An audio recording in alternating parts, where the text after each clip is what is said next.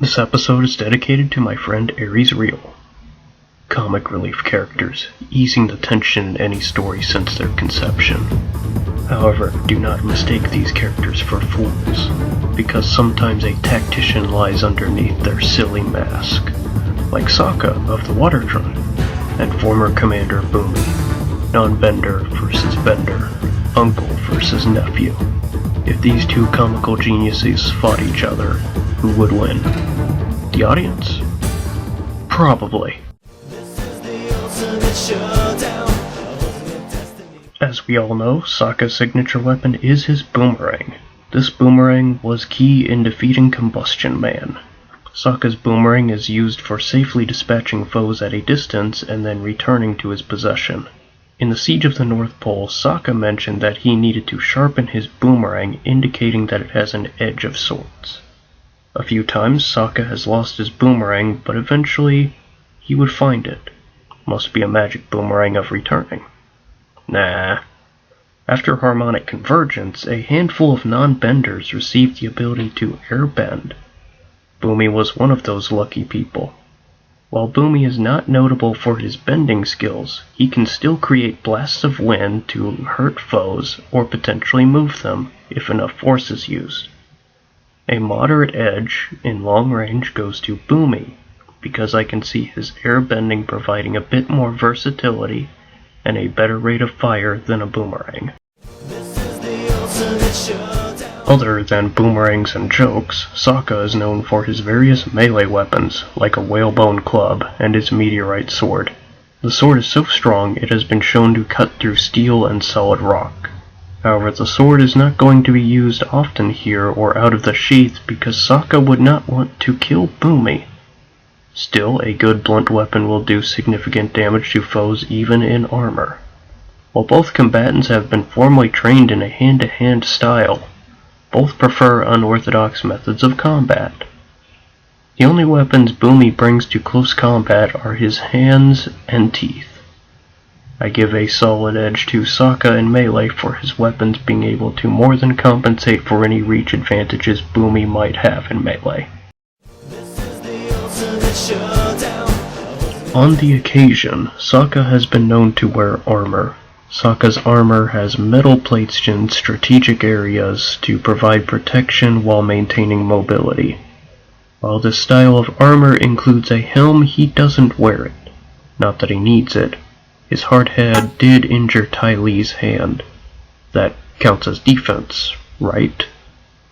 Bumi might not bring armor, but his airbending can be used to deflect attacks or even catch projectiles.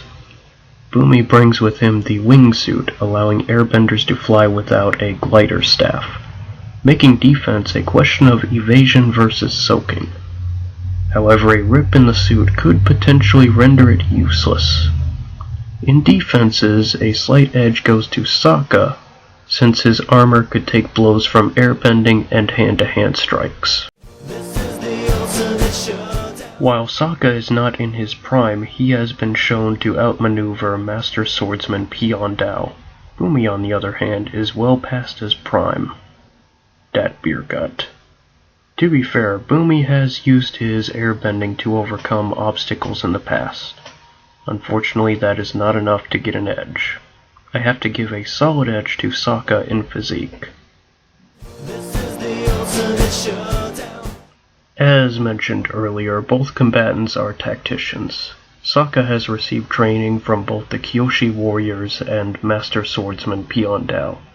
Unfortunately, his training is limited by his 14 years of experience. Bumi, on the other hand, is a retired veteran and received training from his brother, Master Tenzin. Bumi also seems to have a degree of luck considering he was able to defeat a Northern Water Tribe encampment while distracted by evil spirits and rescued Team Avatar. I give a solid edge in intangibles to Bumi for his experience and luck. First off, Bumi received the edge in long range for his bending's versatility. In melee combat, Sokka got the edge for the reach and impact of his weapons. Sokka gained a slight edge in defense for his armor's soaking potential. Next, Sokka proved to have the better physique. And lastly, Bumi has the advantage in intangibles due to his experience and luck. The question remains, who is the stronger joke character? The fight would start with Bumi meeting the spirit of his uncle in the spirit world, and the two agreeing to a sparring match where the winner gets the first pick of food. Sokka would open by throwing his signature boomerang. Not even thinking, Bumi would catch the boomerang with his airbending, tossing it aside. "Wait, you can airbend?" Sokka would exclaim. "That's right. Now check this out, Uncle," Bumi would reply before throwing an air blast, knocking Sokka back. Bumi would then take off using his wingsuit. After gawking at the sight, Sokka would be thinking of a way to bring Bumi down. Meanwhile, Bumi would dive down occasionally, throwing air blasts to pummel Sokka. Recovering from the blast, Sokka would get up and find his boomerang next to him. A light bulb would then appear above his head before he would pick it up. Sokka would then throw his boomerang at Bumi, tearing the wing of his wingsuit, forcing him to land. But with airbending, Bumi would catch himself while Sokka is charging to get into melee.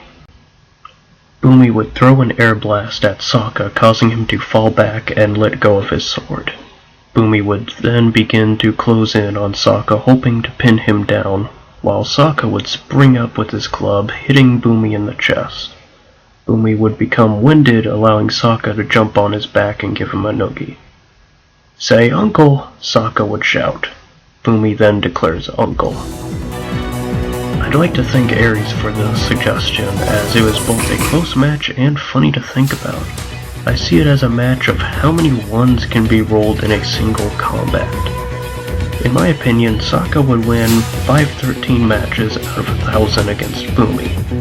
Sokka wins this due to his ability to stay competitive at any range, and the combination of Sokka's armor and stamina, allowing him to last longer in the fight.